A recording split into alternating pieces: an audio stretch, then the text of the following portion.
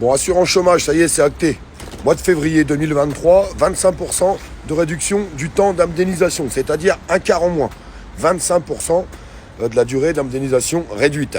Alors j'entends déjà les personnes qui vont me dire, quelques personnes, pas tout le monde, fort heureusement, ah bah c'est bien fait pour eux, cette bande de feignants, ça va les envoyer travailler. D'ailleurs, c'est ce qu'il explique que le gouvernement, c'est comme ça qu'il compte réduire en fait le taux de chômage. Bah oui, en envoyant des gens dans la détresse et encore plus dans la pauvreté. Je voudrais dire à tout le monde, absolument tout le monde, est-ce que le gouvernement a réduit de 25% les cotisations qu'on a sur nos fiches de paye? Non, je vous pose cette question. Non, parce que c'est super facile de dire on va réduire la durée de 25% pour renvoyer les gens au boulot. Alors, au boulot qu'il y a, oui, il y a du taf. Hein. Je vous le dis honnêtement, alors pas dans dans tous les métiers, mais il y a des métiers qui cherchent du taf, qui cherchent des travailleurs. Vous savez pourquoi ils n'en trouvent pas? Parce qu'ils n'arrivent pas à les payer correctement. Aujourd'hui, il est vraiment là le problème. À travers toutes les augmentations qu'on a aujourd'hui, quelqu'un qui s'est retrouvé au chômage, s'il a été au chômage, c'est qu'il a payé ses cotisations. Hein. C'est quand même un droit, il faut se le rappeler. Donc s'il a été au chômage, c'est qu'il a payé des cotisations avant.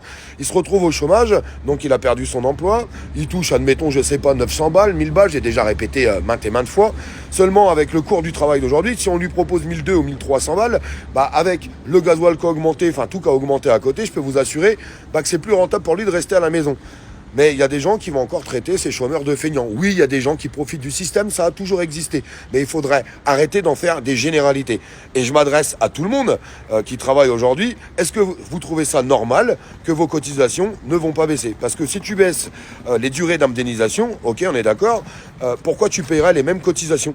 Pourquoi tu paieras les mêmes cotisations sur ta fiche de paye? Alors je vous demande de liker, je vous demande de mettre un petit commentaire et puis de partager un petit peu cette vidéo. Parce qu'en fait, ce que les gens ne comprennent pas, c'est que ce gouvernement est en train de détruire nos droits. Depuis le début, il s'attaque à tout, à tout, à tout, à tout. Bientôt, il s'attaquera à la réforme sécurité sociale. Et puis quand on vous expliquera que pour vous faire hospitaliser, alors maintenant tout n'est pas remboursé, attention, ça devient un délire total, mais quand on deviendra comme un système à l'américaine, où tu seras remboursé de rien du tout, et peut-être que les gens seront encore contents. En fait, voilà, il est là le problème. Est-ce que les cotisations sur vos fiches de paye ont baissé? Ou est-ce qu'ils vont baisser? La réponse, c'est non.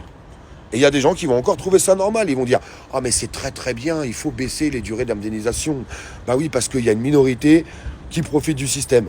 Mais en fait, la majorité, c'est des gens qui sont dans la galère et qui aimeraient bien travailler à juste titre. À juste titre. Et je tape pas sur le patronat. Hein. Je ne tape pas sur le patronat. Parce que j'arrête pas de dire qu'il faut baisser leur charge salariale et patronale aujourd'hui pour qu'ils puissent mieux rémunérer leurs salariés. Je tape sur le gouvernement.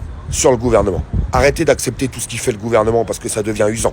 On est en train de détruire tous les droits de notre pays.